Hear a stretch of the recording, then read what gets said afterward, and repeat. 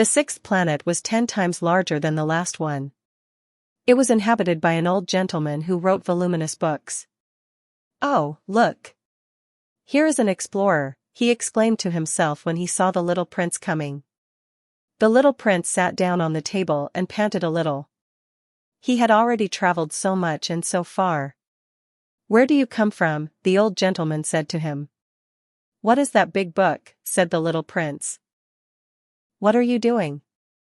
"I am a geographer," the old gentleman said to him. "What is a geographer?" asked the little prince. "A geographer is a scholar who knows the location of all the seas, rivers, towns, mountains, and deserts." "That is very interesting," said the little prince. "Here at last is a man who has a real profession." And he cast a look around him at the planet of the geographer. It was the most magnificent and stately planet that he had ever seen. "Your planet is very beautiful," he said. "Has it any oceans?" "I couldn't tell you," said the geographer. "Ah." The little prince was disappointed. "Has it any mountains?"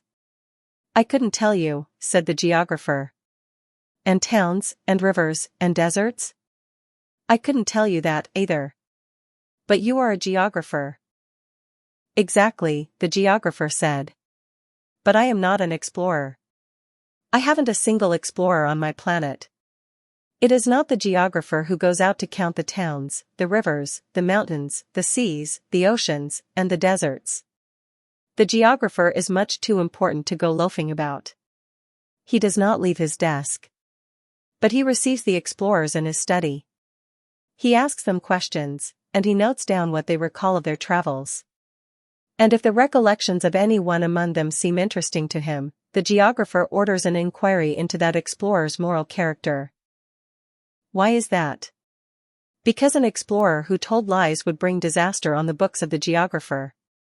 So would an explorer who drank too much. Why is that? Asked the little prince. Because intoxicated men see double.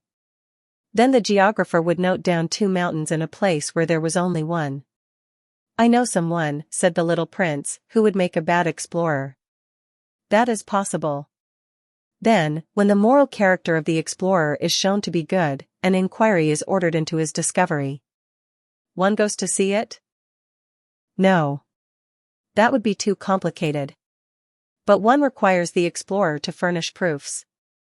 For example, if the discovery in question is that of a large mountain, one requires that large stones be brought back from it.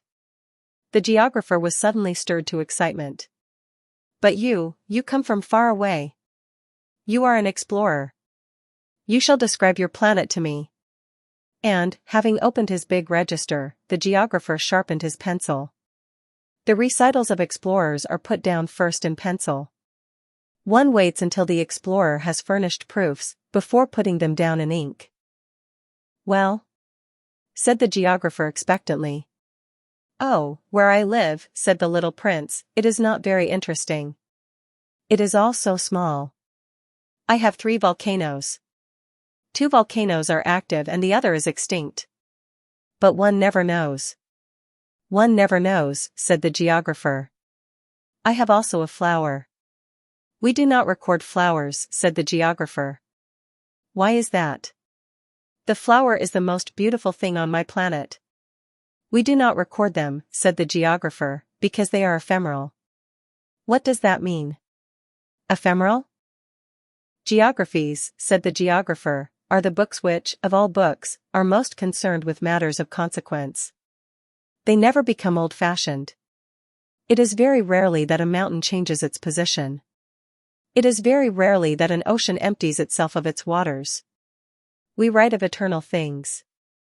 "But extinct volcanoes may come to life again," the little prince interrupted. "What does that mean?" "Ephemeral?"